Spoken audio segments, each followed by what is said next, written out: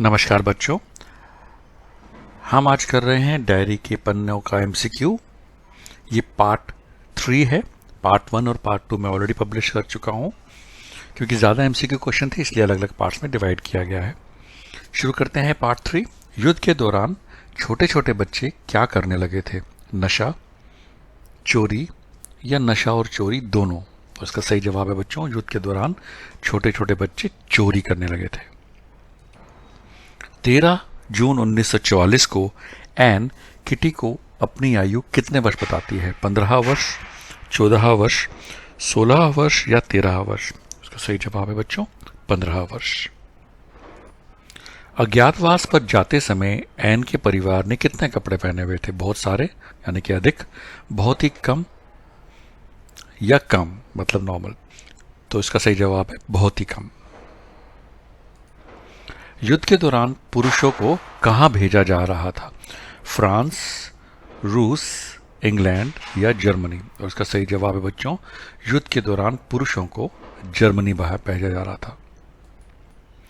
Japan के कौन से बड़े नगर अमेरिका की बमबारी में अपना अस्तित्व खो चुके हैं?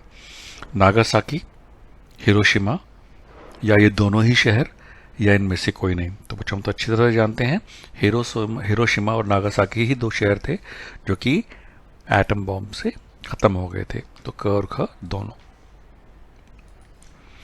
एन ने अपनी बिल्ली कहां पर छोड़ी थी? रास्ते में, जंगल में, घर में या पड़ोस में? और इसका सही जवाब है बच्चों, एन ने अपनी बिल्ली पड़ोस में छोड़ी थी।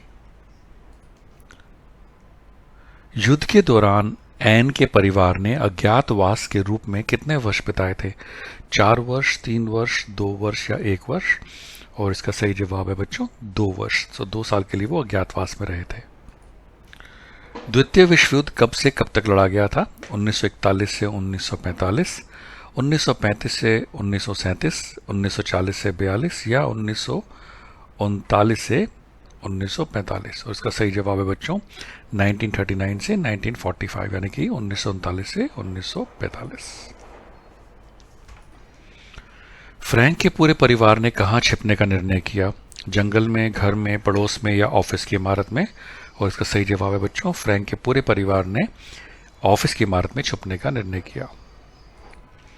इस महाद्वीप के कौन कौन से देश भयंकर युद्ध की लपेटों में झुलस गए थे?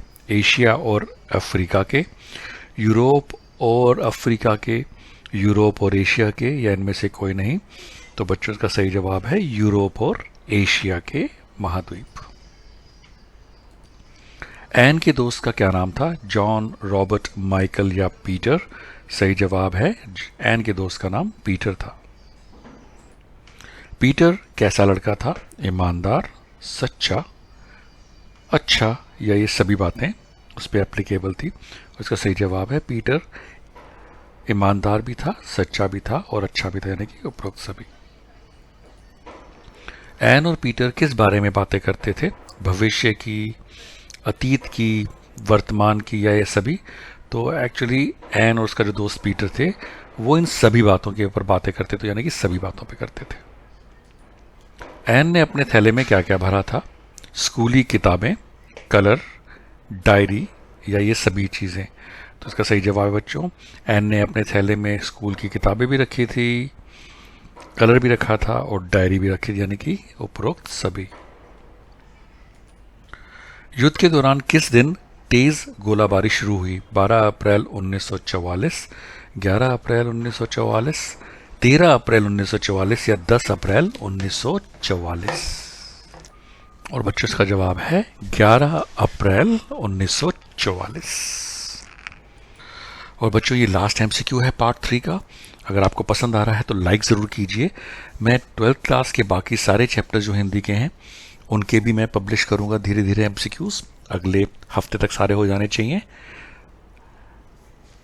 13 वर्षीय एन एक कैसी किशोरी थी? चंचल, साहसी, हठीली या भावुक? और इसका सही जवाब है बच्चों वो भावुक थी। थैंक यू बच्चों for watching this video. Have a lovely day and best of luck for your exams.